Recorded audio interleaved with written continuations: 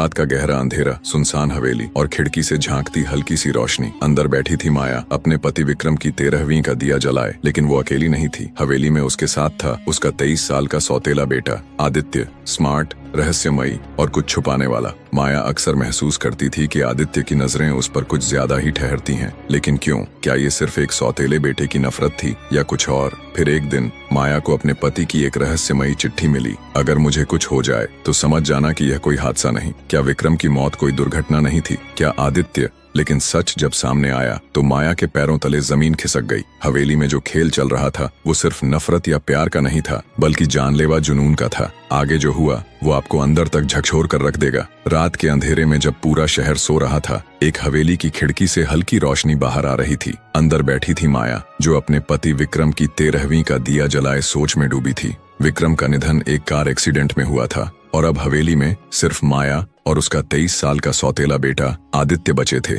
माया सिर्फ 35 साल की थी, बेहद खूबसूरत और आकर्षक। आदित्य भी स्मार्ट, हैंडसम और रहस्यमयी था। दोनों के बीच रिश्ते की एक अजीब सी दीवार थी, जिसे ना तो माँ बेटे का नाम दिया जा सकता था, ना ही कोई और रिश्ता समझा जा सकता था। विक्रम की मौत के बाद माया अक्सर महसूस करती कि आदित्य उसे एक अजीब नजर से देखता है। उसकी आंखों में गुस्सा भी था और कुछ और भी जो माया समझ नहीं पा रही थी। एक दिन माया लाइब्रेरी में पुरानी किताबें देख रही थी, तभी पीछे से आदित्य आकर खड़ा हो गया। आपको डर नहीं लगता इस हवेली में अकेले? उसने धीमे लेकिन गंभीर लहजे में कहा। माया ने मुड़कर उसकी आंखों में देखा, जो गहरी और भेदक थीं। अकेले कहाँ? तुम तो हो, माया ने हौले से मुस्कुराते हुए कहा। आदित्य ने उसके करीब आकर एक किताब उठाई और धीरे से फुसफुसाया, लेकिन आपको पता भी नहीं मैं यहाँ क्यों हूँ? माया ठिठक गई। उसके मन में शंका पैदा होने लगी। रात को बारिश हो रही थी, बिजली कड़क रही थी, हवेली के अंदर तेज हवा की सरसराहट थी। माया अपने कमरे में खिड़की के पास खड़ी थी, तभी अचानक बिजली चली गई। अंधेरे में वह बुरी तरह घबरा गई और लाइटर जलाने लगी। तभी उसे महसूस हुआ कि कोई उसके पीछे खड़ा है।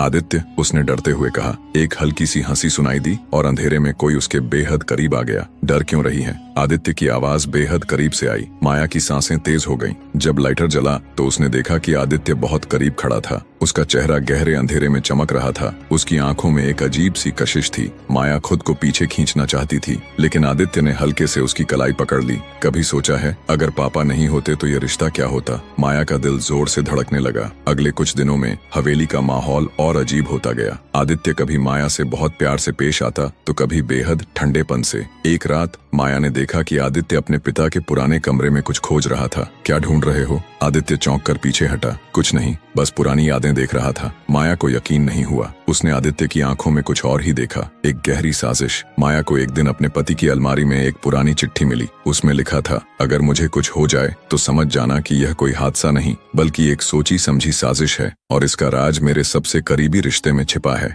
माया का दिल धड़क उठा। क्या विक्रम की मौत कोई दुर्घटना नहीं थी? क्या आदित्य? तभी पीछे से किसी ने माया के कंधे पर हाथ रखा। कुछ खास मिला? आदित्य की आवाज ठंडी थी। माया ने धीरे से चिट्ठी को पीछे छिपाया और जबरन मुस्कुराई। माया अब आदित्य से बचने लगी थी, लेकिन आदित्य ने उसे और ज्यादा करीब खींचना शुरू कर दिया। एक रात जब माया बालकनी में खड़ी थी, आदित्य चुपचाप पीछे आया और उसकी कमर को पकड़ लिया। मुझे सच बताओ, तुम मुझसे डरती हो या मुझसे कुछ और महसूस करती हो? माया सिहर उठी। तुम्हें ऐसा क्यों लगता है? आदित्य ने हल्के से उसके चेहरे को छूते हुए कहा, क्योंकि जब मैं तुम्हारे करीब आता हूँ तुम मुझे रोकती नहीं हो। माया की सांसें तेज हो गईं, लेकिन वह खुद को अलग करके तेजी से अंदर चली गई। माया अब किसी निष्कर्ष पर पहुंचना चाहती थी। उसने आदित्य के कमरे की तलाशी ली और वहां एक फोन मिला, जिसमें उसके पति विक्रम के एक्सीडेंट की वीडियो रिकॉर्डिंग थी। वीडियो में दिख रहा था कि कार का ब्रेक खुद ब खुद नहीं फेल हुआ था, कोई था जिसने कार के ब्रेक से छेड़छाड़ की थी। तभी पीछे से आवाज आई, अब तो सब जान गई माया। माया ने घबराकर पीछे देखा। आदित्य दरवाजे पर खड़ा था। तुमने विक्रम को मारा?